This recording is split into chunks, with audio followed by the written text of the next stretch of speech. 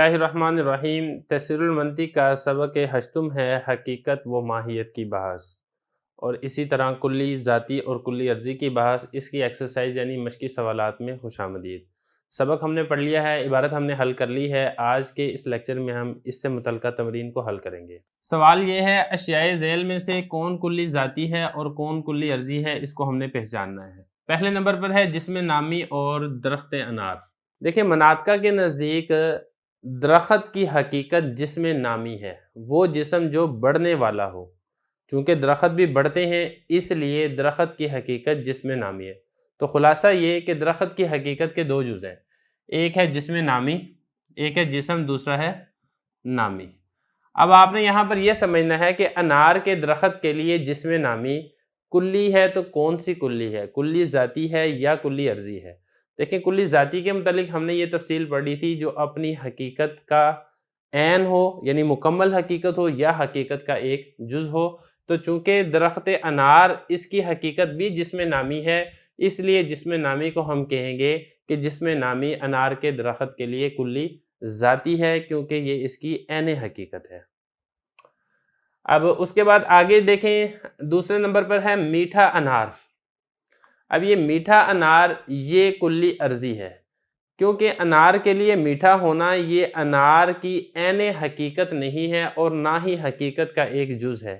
ایسا نہیں ہے کہ میٹھا ہوگا تو انار ہوگا، ایسا بھی نہیں ہے کہ انار کا کچھ حصہ میٹھا ہوگا تو پھر انار ہوگا، بلکہ انار کی حقیقت میٹھا ہونے پر موقوف نہیں ہے، بلکہ میٹھا ہونا یہ انار کی ایک صفت ہے، انار کے لیے یہ ایک عرض ہے، اس لیے ہم کہیں گے کہ یہ کلی عرضی ہے۔ تیسرے نمبر پر ہے سرخ انار۔ یہ بھی بالکل اسی طریقے سے کلی عرضی ہے جیسا کہ میٹھا انار کلی عرضی ہے، کیونکہ انار کے لیے سرخ ہونا یہ انار کی ایک صفت ہے، اور عرض صفت کو کہا جاتا ہے۔ جوہر کی صفت عرض ہوتی ہے، عرض کے لیے جوہر کا ہونا یہ لازم ہوتا ہے، جوہر کے لیے عرض کا ہونا لازم نہیں ہوتا۔ انار کے لیے سرخ ہونا لازم نہیں ہے، سرخ ہونے کے بغیر بھی انار کا وجود پایا جاتا ہے، اس لیے سرخ انار یہ کلی عرضی ہے۔ چوتھے نمبر پر ہے حیوان فرس۔ حیوان فرس یعنی گھوڑے کے لیے کلی ذاتی ہے، کیونکہ فرس کی جو حقیقت ہے وہ ہے حیوان ساحل، حیوان پلس ساحل، ہنہنانے والا حیوان۔ اب یہ چونکہ حیوان جو ہے یہ اس پوری حقیقت کا ایک جز ہے، اور یہی ہم نے کلی ذاتی کے اندر پڑھا تھا، جو پوری حقیقت ہو یا حقیقت کا ایک جز ہو۔ تو چونکہ یہاں پر حیوان فرس کے لیے حقیقت کا ایک جز ہے، اس لیے حیوان یہ فرس کی کلی ذاتی ہے۔ یہاں پر میں دوبارہ ایک بات دہرانا لازم سمجھتا ہوں کہ جہاں پہ ہم کلی کی بات کر رہے ہیں تو مطلب یہ کہ وہ مفہوم جو ہمارے ذہن کے اندر آ رہا ہے، خارج کے اندر جو حیوان پایا جا رہا ہے یہ اس کلی کی جزئی ہے، یہ کلی نہیں ہے، کلی تو وہ مفہوم ہوتا ہے۔ آگے پانچویں نمبر پر ہے قوی گھوڑا، طاقتور گھوڑا۔ اب گھوڑے کا طاقتور ہونا یہ گھوڑے کی حقیقت نہیں ہے، کیونکہ گھوڑے کی حقیقت آپ کو ہم یہاں پہ بتا چکے ہیں، حیوان ساحل یہ گھوڑے کی حقیقت ہے۔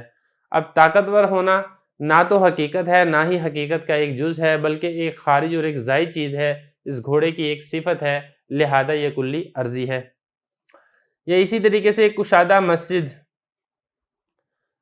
مسجد کا وسیع ہونا، کھلا ہونا، یہ بھی کلی عرضی ہے، کیونکہ وسیع ہونا، کھلا ہوا ہونا یہ مسجد کے لیے لازم اور ضروری نہیں ہے، مسجد کی حقیقت کے اندر داخل اور شامل نہیں ہے، مسجد کا کوئی جز نہیں ہے، کل نہیں ہے، اس لیے یہ کلی عرضی ہے۔ اور ساتویں نمبر پر ہے جسم پتھر۔ دیکھیں، پتھر مناطقہ کے نزدیک وہ جسم ہی کا نام ہے، جس کا ایک وجود ہو اسی کو پتھر کہا جاتا ہے۔ تو یہ جسم پتھر کے لیے مکمل حقیقت ہے، عین حقیقت ہے، اس لیے یہ جسم پتھر کے لیے کلی ذاتی ہے۔ اب آٹھویں نمبر پر ہے سخت پتھر۔ اب پتھر کا سخت ہونا یا پتھر کا نرم ہونا یہ اس کی حقیقت نہیں ہے، کیونکہ اس کی حقیقت آپ کو میں بتا چکا ہوں وہ ہے جسم۔ اب نہ تو حقیقت ہے، نہ ہی حقیقت کا ایک جز ہے، بلکہ ایک زائد چیز ہے جو کہ زائد ہو کر اس پتھر کو عام طور پر لازم ہوتی ہے، تو یہ کلی عرضی ہے۔ نویں نمبر پر ہے لوہا چاقو۔ اب چاقو کے لیے لوہا یہ اس چاقو کی کل حقیقت نہیں ہے، لیکن حقیقت کا ایک جز ضرور ہے، کیونکہ چاقو میں دو چیزیں ہوتی ہیں، ایک اس کا لوہا ہوتا ہے اور دوسرا اس کا لکڑی کا دستہ ہوتا ہے۔